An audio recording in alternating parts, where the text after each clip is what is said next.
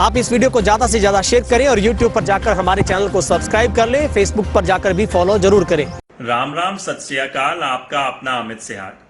साथियों, मैं केंद्र की सरकार व प्रांत की सरकार से एक सवाल करना चाहूंगा कि जब पेशेंट आईसीयू में है तो क्या आप उसे बचाने का प्रयास करेंगे या आपका प्रयास ये रहेगा कि जब वह आईसीयू से बाहर आएगा किस तरीके से उसके स्वास्थ्य को और बेहतर किया जाए। आज हमारे जो गरीब वर्ग है, चाहे वो छोटा दुकानदार हो, चाहे वह किसान हो, चाहे वह मजदूर हो, वो एक तरीके से आर्थिक आईसीयू में है और सरकार की नीतियां, चाहे वो 20 लाख का पैकेज हो, उनका ऐसा लगता है कि उनकी सोच उनको आर्थिक रूप से आईसीयू से निकालने की नहीं है, उनको आर्थिक रूप से बचाने की नहीं है, पर आने वाले समय में क्या किया जाएगा उसके लिए वह रूपरेखा बना रहे हैं। तो जहां कांग्रेस पार्टी आज की तारीख में स्पीक अप इंडिया के नाम से जो कैंपेन चला रही है, तो मैं भी भारत का निवासी के रूप में आज सरकार से कुछ मांगे रखना चाहूंगा। सबसे पहले सरकार को आवश्यकता है कि ये जो जरूरतमंद परिवार हैं, इनके खातों में एक मुश्त 10,000 रुपए डालने का काम करे और अगले 6 महीनों तक हर एक महीने 7,500 रुपए डालने का काम करें। तब सही मायने में इन परिवारों का पालन पोषण हो पाएगा, उनकी जरूरतें पूरी हो पाएंगी।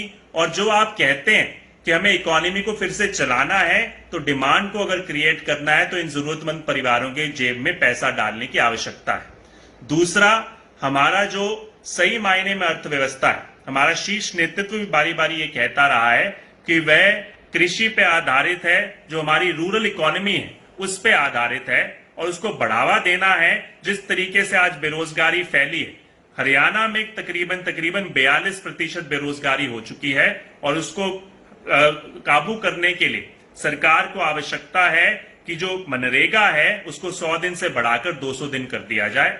तीसरी मांग मैं जो हमारी प्रांत की सरकार से रखना चाहूंगा और वही हवाला देता हूं जो आईसीयू की बात मैंने कही थी। आज आप कहते हैं एक तुगलकी फरमान जारी करके कि किसान अपनी धान की फसल को नहीं बेच सकता, तो सही मायने में आप हवाला देते हैं कि हमें पानी को बचाना है, मगर वो किसान नहीं बचेगा तो पानी किस तरीके से आपके काम आएगा। हम भी पानी को बचाना चाहते हैं, मगर मैं मानता हूं सबसे पहले उस किसान की जेब में पैसे डालने की जरूरत है। आज प्रयोग ना कीजिए, इस साल अगले साल मिल बैठकर इस पे परियोजना बनाई जा सकती है। तो कृपया करके इस तुगलकी फरमान को वापस लेने का काम कीजिए। किसान को एक अपनी हिसाब से अगर वो धान बीजना चाहता है तो उसको स्वतंत्रता दीजिए कि वह अपनी धान बीज सके। और चौथा, अभी तक आपके लिए मध्यम वर्ग जो छोटा व्यापारी है उसके लिए कोई भी नीति, कोई भी परियोजना अभी सही तरीके से नहीं लेकर आए। आपने कहा कि हम बिजली के बिल माफ करेंगे और आज आप बिजली के बिल देने का काम उनको कर रहे हैं। तो एक छोटा सा उदाहरण है। सेंट्रल गवर्नमेंट से अपील करता हूँ कि जो गरीब परिवार हैं, जो कि दुकानदार साथी हैं, उनको जो बिजली के बिल हैं उनको माफ़ किए जाएं, ताकि वो उनकी दुकानदारों पे लॉकडाउन के चलते वो काम नहीं है।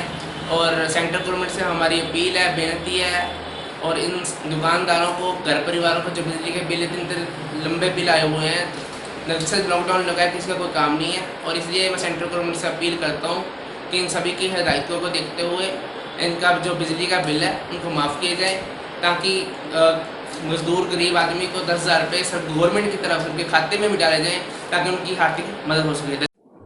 मैं रमनदीप सिंह सरकार तो ये गुजारिश करता कि साढ़े कोल कोई रोज़गार नहीं है, सानू महीने का 10,000 रुपये दिता जाए। कुमार बांसर, एक छोटा सा दुकानदार।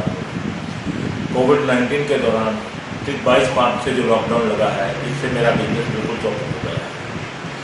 सरकार ने जो घोषणाएं की हैं एमएसएमई को लोन देने की, और हम छोटे व्यापारी किसी भी सरकार की स्कीम में नहीं है।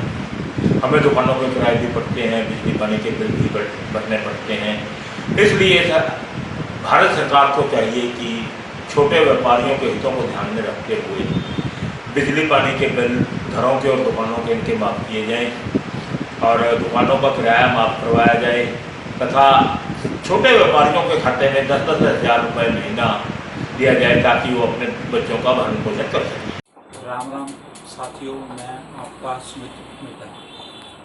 साथियों, आपको पता ही है आपातकाल की घड़ी में अपने देश में महामारी फैली हुई है और मध्यम लोग मध्यम वर्ग के लोग बिल्कुल पिस चुके हैं।